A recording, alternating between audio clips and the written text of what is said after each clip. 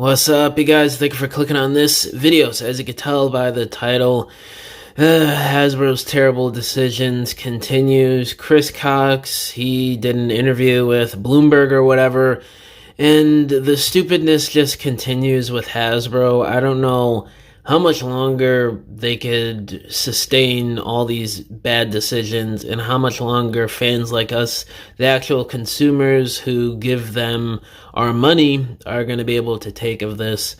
So I'm going to read this quick excerpt from the Bloomberg article that's on TFW, and I'll give you guys my thoughts on everything that Cox here says, which this guy's last name is even stupid. Let's start with here, and I quote, Mr. Cox is leading the company through a challenging transition, focusing on video games and digital entertainment to offset declining toy sales and underperforming movie ventures.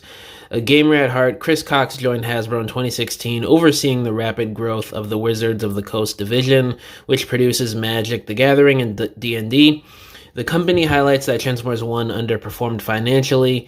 Under his leadership, Hasbro is investing heavily in gaming, including licensing hits like Monopoly Go and Baldur's Gate 3, as well as developing new projects like a G.I. Joe action-adventure game and a digital Magic Commander format. Despite the competitive video game market and recent project cancellations, Hasbro aims to release 1 to 2 new video games annually by 2026. Mr. Cox is also expanding Magic: The Gathering, with crossover sets featuring Lord of the Rings and Marvel characters, drawing new players while sparking new fan debate.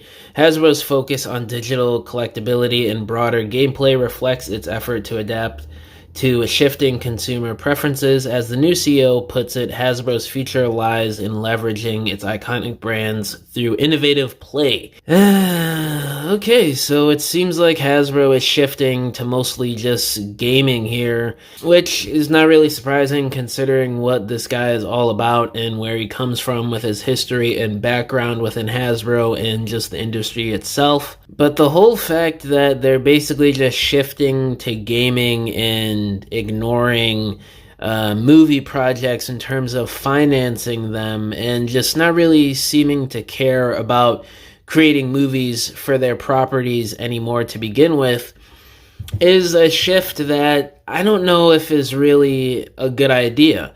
I mean, I guess he's just going with the sign of the times and what's going on in recent years. But even when Brian Goldner took over back in, 2000, he had a vision in mind to make it an entertainment business, basically, with Hasbro. That's why we got all the Transformers movies, the G.I. Joe movies back then, and it did pretty well, at least for Transformers.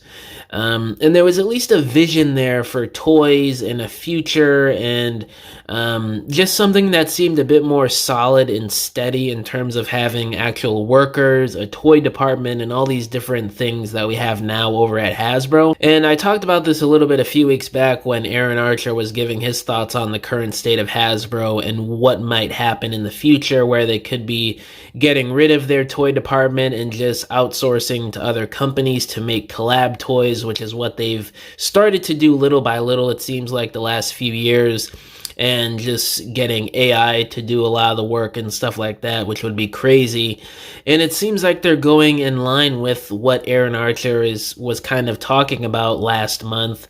Obviously, this is all just speculation on his part and my part as well. But it seems very likely, especially with what we now have learned in this Bloomberg interview, that they're shifting more into the technological video game space as opposed to movies or toys, and putting most of their money into the video game space. And I just dropped a video yesterday on Reactivate and how we're probably not even going to be getting anything next year for that game. And this comes from Laszlo in the Transformers community. And if you don't know who he has a lot of insider knowledge and sources within the Transformers business and Hasbro and stuff like that. So he knows things. He's pretty reputable. So him saying that, it's probably likely we're not seeing anything for Reactivate until 2026. And it's kind of confirmed here as well, saying that Hasbro aims to release 1 to 2 new video games annually by 2026. that seems to line up with the potential release date for Reactivate being in 2026 and us not getting anything at all, not even a trailer next year, which is absolutely ridiculous. But I covered a whole video on that yesterday if you guys want to check out my full thoughts and the full breakdown on what Laszlo said yesterday. But it seems like that's pretty much confirmed here with this 2026 thing here in the sentence. So I don't know what to think of all this, guys. It really does seem like a bad decision, but I don't know. Maybe it's just a sign of the times, and this guy is just going with what's going to make him and the shareholders the most amount of money, and the corporation as well. Which, let's be real, that's all they're thinking about. They're not thinking about giving us quality product and looking out for the consumers. Yes, they want to make product that's good enough for us to buy, but do they really care about the quality and care about how we all feel about it? If it makes money, they're really not going to care about that. It only goes down to like the toy designers and what they listen with fan feedback and stuff like that. A guy like Chris Cox doesn't care about any of that. It's all about what is making money and what isn't.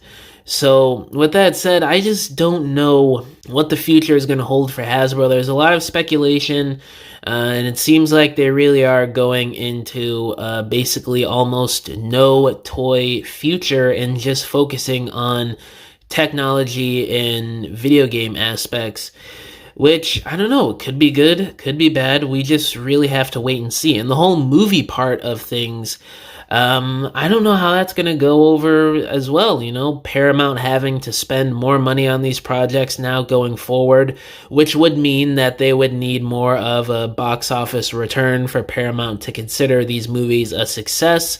So a lot is really riding on this G.I. Joe Transformers collab movie, even more than ever, basically, with Hasbro not wanting to finance future movies going forward due to how the last few movies they've financed have went. You know, Dungeons and Dragons, Rise of the Beast, Transformers 1. And I think there might have been another movie that I'm forgetting that didn't do too well recently. So all those movies in a row not doing the greatest, especially Dungeons and Dragons and Transformers 1. It really doesn't make sense that Hasbro doesn't want to finance movies themselves anymore.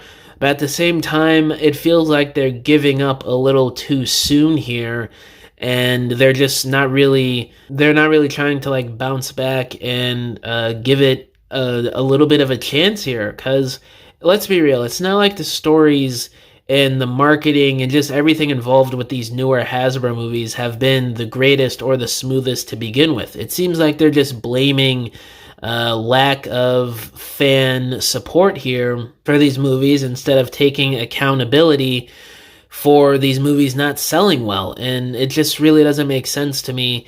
Well, it does make sense, but at the same time, it doesn't, because it's just gonna make Paramount spend more money and us needing to watch the movies even more, basically, to line up the pockets and get more content and products, which is what we as fans want. But at the same time, at what cost nowadays due to Hasbro doing stuff like this and making these types of decisions? So I honestly don't know how to feel about this. It seems like it's going to be a bad decision, but who knows what's going on behind the scenes, what the reasoning is, and what is really going on here, because you just never know with these corporations and these people in charge. But yeah, guys, I don't want to ramble on too much longer. It seems like Hasbro is just digging themselves a deeper hole with this decision here, but we'll see how things turn out over time, how that G.I. Joe and Transformers collab movie is in the next couple years, and that'll really be the deciding factor on what happens with Transformers movies and overall content for the future. But yeah, guys, let me know down in the comments below, how do y'all feel about this decision here from Chris Cox. All my social medias are linked down below, including my email if you guys want to hit me up about business inquiries, or if you want to message me about whatever, or if you want to commission a diorama from me, because I make dioramas for people for their stop motions, photography, or irregular display shelves in your homes. You can either hit me up on any of my social media accounts or just email me and we can work out a deal. But yeah, guys, thank you for watching this video. Catch y'all in the next one. Bye!